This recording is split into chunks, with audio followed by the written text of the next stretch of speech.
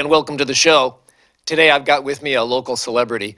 As a matter of fact, I have a local cable network star. How about that, huh? Yeah, right here in the studio, I have with me author, poet, and like I said, local cable access TV star, Steve Long. Thanks so much for being here. Oh, it's great. Thanks for asking. Well, yeah, Steve, I did ask because, you do your own show, and you've been doing it for years. And I went to your book signing a few months ago. Right. And I thought, well, I'm going to read his books, and I bought them and I read them. Good. And I thought I wanted to get a chance to pick your brain because I've read very few books that I know the author of. Sure. So this is a really fun opportunity for me, and hopefully people watching will kind of get into you and what you do, both in your show and in your writing. Good. Well, tell us a story about how you came to be an author. Where did that happen? Well, this is going to be the condensed version, Yeah. naturally. When I was in college, particularly, I wrote some poetry and some things, and it appealed to me. And I somehow convinced my advisor to let me do an original short work as my senior project, which was required for graduation. And he was reluctant, but he let me do it. And I wrote a science fiction story. And I think it was a good concept, but it was just awful. I read that myself, and I was embarrassed to let people see it. And I thought that, when we're born, we're given these talents. Yeah. That one missed me, Yeah. and it's time to move on. Uh-huh. And I did. So life progressed. I got married. We had kids, and so on. And then when the kids grew up, and I was about 40, I think. This sounds dumb to say it now, but the truth is, I thought, actors take acting lessons, singers take singing lessons. Maybe I could take a class and sort of learn how to write. I took a class at a local college. Because you had a desire that never left you. Yeah, Even after that bad experience and you put it away, but Right. it kept coming back. It kept coming back, and in fact, I probably did continue to write, not to share it with people, but just because I wanted to. So I took this class, and not surprisingly, everybody was younger than me, or it felt like they were. And I thought, what am I doing here? We got our first assignment, I did it, and I was really pleased. And Ken, I'll tell you something. I've been competent my whole life. I mean, I was good enough. I got a job and stuff. Never particularly excelled at anything, but I made my way in life. It always felt like I was pretending. And I thought, I was on the basketball team as an example. Well, if you're on the basketball team, how would you act? What would you do? And so that's what I did. Later on, I started a business, and I thought, well, if you're a businessman, how would you act? And so that's how I acted. But I always felt like I was sort of filling in, playing a role. Not that was really me, but I was good enough. And then when I wrote that story, I thought, so this is what it feels like. This was me, and that was the beginning. And really from that time, I'm 71 now. I was 40 then. I have never not been writing or not been in a class for that time. This is a large part of the core of who you are, is writing. I think so. you found that. And what that means, I mean, beyond the physical act, I don't know. Uh-huh. Is it an exploration? Is it? Well, I had a teacher who said being a writer is a license to snoop. So maybe there's something to that. It satisfied an opportunity. I mean, gave you an opportunity to satisfy curiosity. You were curious about, well, how does that work? And as you Sure. do research and put things together, then Sure. then you can write about it. Yeah. License Well, to and that's snoop. part of it. It's like, we're so blessed with the computer now. And you go down a rabbit hole, you look up a medical term, and that leads you to something else. And pretty soon you've spent a half an hour, but it's really rewarding. And then you're snooping through fictional and perhaps fictional people, but based in your experience, you're snooping through Absolutely. their minds Right. on how they work and kind of delving into why people do things. Sure. And maybe exploring some of that from yourself. Well, it's interesting. You would think everything comes from the author. I Uh-huh. mean, where else would it come from? And yet, So often, I think an author is surprised by the turn that his character takes or her character takes. And in fact, I can give examples. My mentor was Elizabeth George, who is a highly successful author and a mystery writer. And there are different approaches to writing. Hers was fairly methodical and fairly structured. And so she kind of knew as she went how to fill in the gaps and where the story was going. One of her books, she said she got to the end and realized she didn't know who the killer was. And that's not like her. But the characters can surprise you. That is, well, so far, I think you've inspired people. First of all, you tried it and failed Right. in your own mind, That was at least. awful. And then, sometimes we see movie stars or singers, and we just think they make it look so easy. Right. They were just born with that. Right. You wouldn't even hardly think about them practicing. But the truth is they do. And the truth is authors have to start somewhere. Sure. And you went and took a class. And then you discovered you surprised yourself when you wrote. Right. And so I did take a class, which was very helpful. The teacher I had at that time was the perfect teacher for me then. And the reason is she was so gentle. Because, you're starting out and you're trying to kind of find your place, find your way. You're trying to get some feedback, and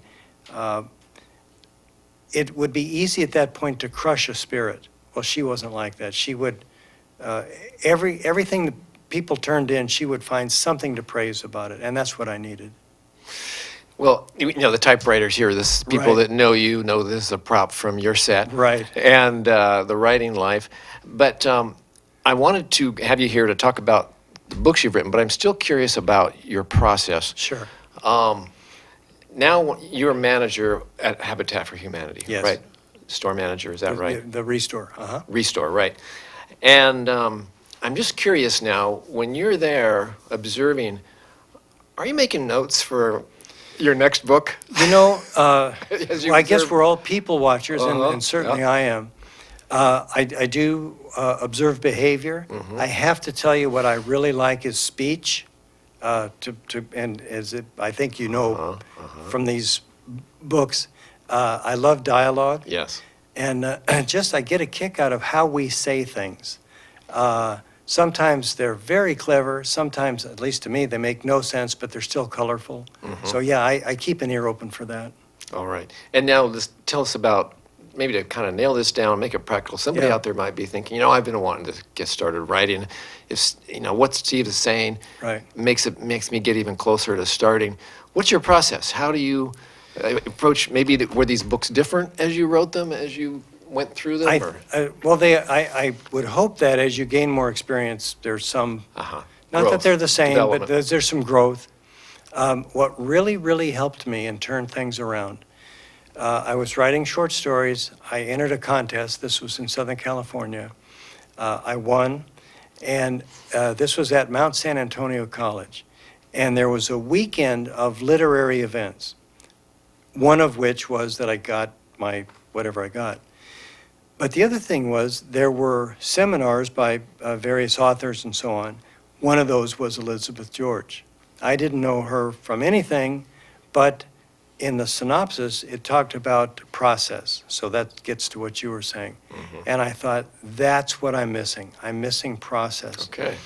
And for me, if you're doing a poem, I do short poetry or a short story, I can kind of sustain that emotion or that energy and that approach. I can sustain it for that long. But a book is different. You can't just start writing, or at least I couldn't. And I thought that what I need to learn is process. So I sat in on her lecture, and I was so taken that when that was done, I went outside, and there was a long table full of various books from the people who were presenting. And I bought her book and looked up her publisher. I didn't know where she lived or anything else. And I wrote her a letter. And I said, if you ever teach, I'm in Southern California, if you ever teach locally, please let me know. I'd like to take your class. It turns out that she was at that time living in Huntington Beach. She eventually wrote me back, and in fact, was teaching a class at Orange Coast Community College. I took that, thought I learned a lot, and then a little bit after the season or the semester was over, I was invited to join her sort of private group at her home. And so I did that actually for years.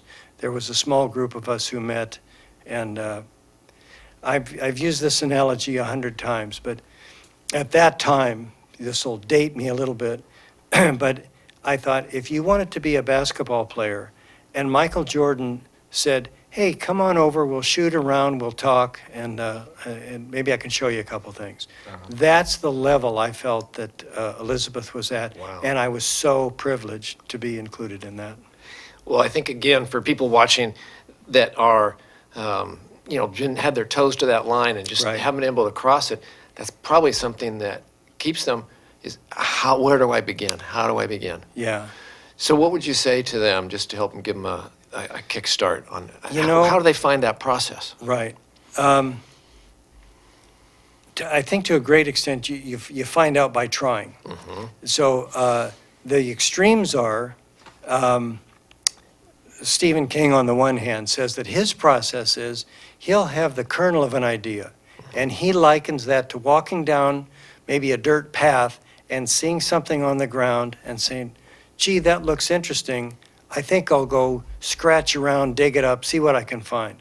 In other words, he doesn't plot his story. He just kind of has some kind of an idea. I'm thinking of Pennywise, the clown. I don't know, maybe he was scared by a clown and thought, well, this will make a good thing, and he starts writing about a clown. John Irving, on the other hand, his process is absolutely the opposite. He says the first thing he writes is the last sentence of the book. He said, you can't hit a target if you don't know where you're aiming. And he likens it to walking into a restaurant, meeting your friends and saying, guys, you'll never believe what happened to me on the way here. If you don't know what happened to you on the way there, you can't tell that story. So he approaches it completely differently. I'm probably in the middle somewhere. My books are called literary because they're character-driven rather than plot-driven. So I spend a lot of time on character. That's my first writing are character sketches. And then what Elizabeth called it's the behavior that you turn to when the chips are down. When the pressure's on the protagonist or whichever character you're talking about, how do they react? Well, that's what you want to find out. They could lie, they could run, they could fight back. Whatever it is, you need to know that about that character. And so that's kind of, I start with character and then the plot sort of evolves from there. All right. Well, the second book, All Hat, it was building toward something that needed resolution. I won't, talk about exactly what it was. There weren't that many options that how it could turn out, and you balanced it so well that I, right up till the last, I didn't know Which way? which way it was going to go. Right. And I really kept me reading to Yeah. find out how are these characters going to interact and Sure. get this thing to some sort of resolution. Yeah. So you really had me on the plot, but of course the characters along the way were Yeah. fascinating. All right, well, let's get specific. I Yeah. think it's been up here. This is your second book. Let's start with your first book, There's Yeah. a Somebody. Two big differences between these books. One is written in first person. Yep. And the other one is a type of third person. Evidently, there's more than one type of third person. There is, yeah. And you go back and forth between a couple of these in here, or? Yeah, so the third person can be straight third person. It can be third person shifting. You'll see that sometimes they'll go chapter by chapter. Yes, it's still third person, but in that chapter, the point of view character is a different character. Yeah. So in technical terms, the voice should change.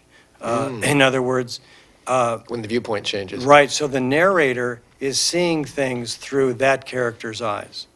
And really, if you're true to the point of view, details cannot be revealed that character wouldn't know. So that's it. And I want to add, not only is the first book first person, it's also present tense. And when I originally wrote it, it was third person shifting past tense. And Ken, I just didn't like it. I wrote it. I'd actually gotten a grant, and that's how this book came about. I would turn in my progress to the committee. They would do critiques and so on and make suggestions. And they actually extended the grant so that I could implement those suggestions, which I think they may be disappointed in the end. But when I got all done and I was through with the grant and everything, and I was reading the book, I just thought, it's not me. You know, for one thing, the protagonist in this is not particularly sympathetic. He does clearly some bad things, some dishonorable things.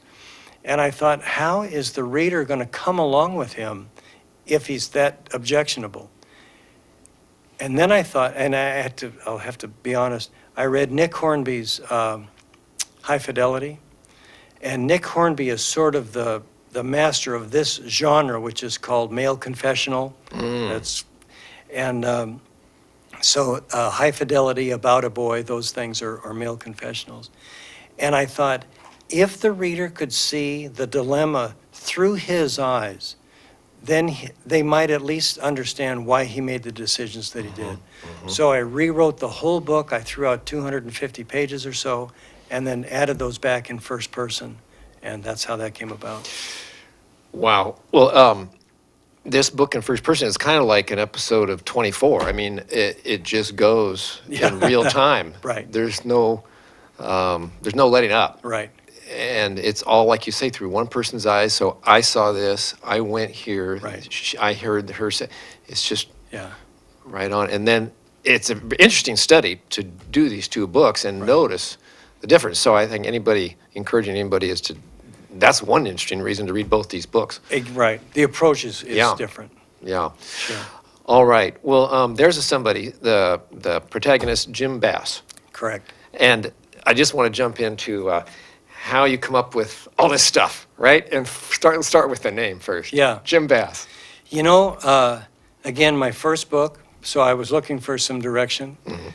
Here's a little secret. There's a movie called Tom Horn, and with Steve McQueen. I don't know that it's particularly popular, but I thought it's a clipped name. It's it's concise, and I wanted, and I knew I was going to be typing a lot, so I wanted something JB. short. Yeah.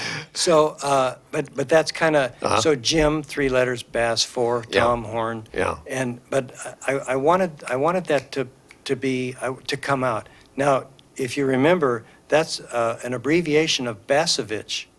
If you remember right, his right. He changed his name. he changed his name. That really wasn't talked about much. It was put out there, and his Right. mom was mad about it, but he never really found out what went on there. Is that a third book? Well, maybe. So I did hint at that, and what I wanted was to show, when he changed his name, that it was a real departure from his past. His past is what he's trying to get away from. Yeah. And I also wanted to let the reader in on his ethnicity. And I think that Eastern European can be very patriarchal, and certainly his father tries to dominate him, and I thought that was consistent with that heritage. Well, from reading these, I realized more about what a fascinating person you are. It seemed to me obvious that you had some experience with truck driving because the characters in both Right. books are truck drivers, and you talk about it like nobody else could unless they had done it. Right. And so you've been on the road. There's a wonderful sequence about body work. Yes. Have you been an auto body worker? You know, that, I just stole that. Did you? Well, in the sense that there was a fellow where I used to live, and they would call him Hector the Bondo King. Uh-huh. And so I've done some, and I know some things about cars and so on, but I wanted to define Hector's character by his lack of self-regard. So if you remember, he does all this without the proper equipment, a respirator and so on, and because he just has little regard for himself. But he's also very skilled. Yeah, And the result. and I just thought it was a fun scene. And then it ties into Jim's relationship to the family. If you remember Mrs. Garcia, they're all connected. So Yeah. that's how that came about. And so anyway, I think people will be interested to find out more about you after they read your books. If did you make this up, or did it come right out of your experience? Larry McMurtry, who is probably most famous for Lonesome Dove, but certainly The Last Picture Show and so on. In an interview, he said, "My job is to make shit up," and I guess we can say that on the show. There is some of it that's filled in, but I think you need. It's almost like a structure Yeah. that you overlay the fiction. I think for what I write, it has to seem real. And so the truck driving, I mean, for that, now trucks have changed technologically and so on. But this is set in the past, so But for that time, Yeah. that's accurate. yeah. One of the things I didn't know about, and you and I talked a little bit before, is some of the ranch stuff in All Hat. Oh, yeah. And so, I'm a city boy. I didn't know Oh, any of okay. that. And I got to interview a large animal vet. His name was Frank Walton, and just a character. Now, there's another book. But I so appreciated him and enjoyed him. And I would write something and then ask him, is this possible? Could you, in fact, and I'll give a little bit away here, could you, in fact, deliver a fawn by cesarean if the mother had been killed? Yeah. And he kind of walked me through that, and this is Yeah. pretty accurate. Well, I think people are probably really anxious to hear what you write like, and I've just folded down a few corners here. Yeah. And I've got a bracket around this one, so you can see it. This is the first time that that Sam met his child that he had never met before. Okay, the so, bracket? oh, yeah, sure. So it's Jim, Excuse me, Yeah. Jim, and the child is 18 months. yeah. And obviously, so then he meets his child, and he says, then before I can stop myself, I reach down and lift Amanda up in my arms. What happens next is hard to explain because although I don't know what I expected, it certainly doesn't happen. There's no jolt, no electric shock. I experienced no revelation, no lightning, no bolt of understanding. I haven't been saved. Instead, the result of holding my child is more like sipping some exotic liqueur that seeps down my gullet to my toes, hits bottom, pools there a while, then spreads warmly upward. So slowly and subtly that I don't realize I'm completely and irredeemably drunk. That's beautiful. It gets me even now. Yeah, yeah. I think we're thinking about our own kids or our Yeah. grandkids. Yeah. It just goes through you. Well, thanks a lot.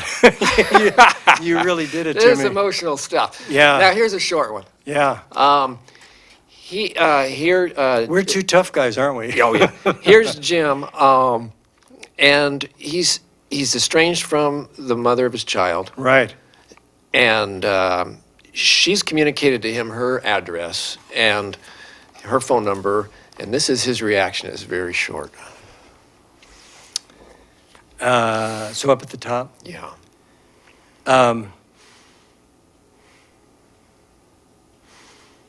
I do get one card from her giving their address and phone number in Lodi, but I don't call or write her back. My thinking is that not responding is the best way to hurt her and protect me, while I know without a doubt it hurts me and protects her. So that's, and actually, reading that, I think about this, how contradictory we are as people. That's beautiful. How you captured that. Yeah. I just think, yeah, how contradictory. He may, yeah, we don't always have those conscious thoughts of what we're doing is actually the opposite, but I thought that was just a Yeah. real mind bender to, get your mind around and like, yeah, I'm that crazy too. When you read it. Yeah, well, and this carries on with the second book. Now, this book, I'm not giving much away, but it happens right about here Yeah, yeah, in this book. Yeah. And Owen Yonnicott. Now, Yeah. we don't have time to talk about where his name came from, but but you know, right? yeah, we got some good ones. All right. Now, this is Owen thinking about his dad. Well, you're getting me today. Yeah, Nels. His dad was Nels. Yeah. Again, Owen thought with anger of their philandering father. Ernie could never be like that. It wasn't in him. Owen's brother might be naive, might be bookish, but he was loyal, straight ahead, honest. He wasn't a sneak or a cheat. Owen couldn't be like their father either. If he strayed, when he strayed, it was different. Niels acted out of some malevolent lust, while Owen was motivated by, he wasn't sure. Things just seemed to happen, like he was along for the ride, watching some pathetic yahoo make a fool of himself. He folded the table closed and returned the pencils to their plastic case. He spent a long time propped against the tree roots, the dirt bank, looking into the sky and the distant hills, believing he was different than his father, and trying to determine how. That's another tough one. That just hangs in the air, Stephen. That is wonderful. I just got one more. And then, let's see, where did it go? Ken, I have to say that I've done some readings, and a question that comes up occasionally is, did I have a tough relationship with my father? Oh, yeah. And I didn't. It was wonderful. Oh, I'm And glad to so- hear that. Yeah, so this is just made All up. right. I thought those were actually the four I had. Okay. So I think people got an idea of what a talented author you are. And here you are local, and I got to store your books down at 3rd Street Books, Yeah. and it was a real pleasure reading them. What I'd like to ask you about now, you've been interviewing authors for years now on your Sure, show, sure. The Writing Life. Mhm. And you probably haven't had a chance to maybe opine on that experience, and I'd like to give you that opportunity. You've interviewed a lot of authors, a lot of people. What have you learned? What surprised you? What happened? One is the diversity. Mhm. You know, there's such a range of approaches and topics and levels of involvement and time having done it. So the diversity is one thing. The other thing is that they are universally kind and sharing. And so that's not only on the show.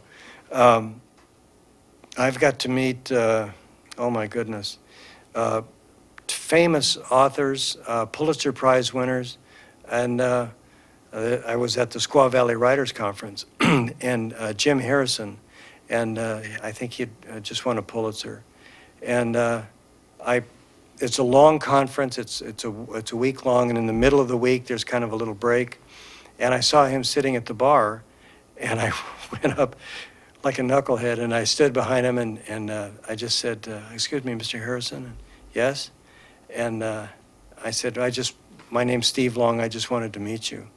And I started to walk away, and he said, "Oh, no, you don't. You come here and tell me what you're writing."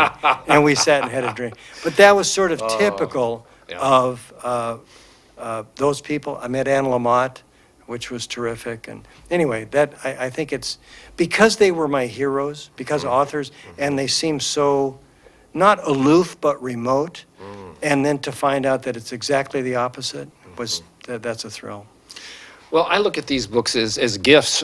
You wrote them for your own reasons, but I think also you wanted to share. Like you said, Absolutely, they were caring and sharing people. Yeah. And you really have shared a lot. I mean, I'm richer for having read these. Thank you. Thank you. Thank you. And thanks for being on the show today. You betcha.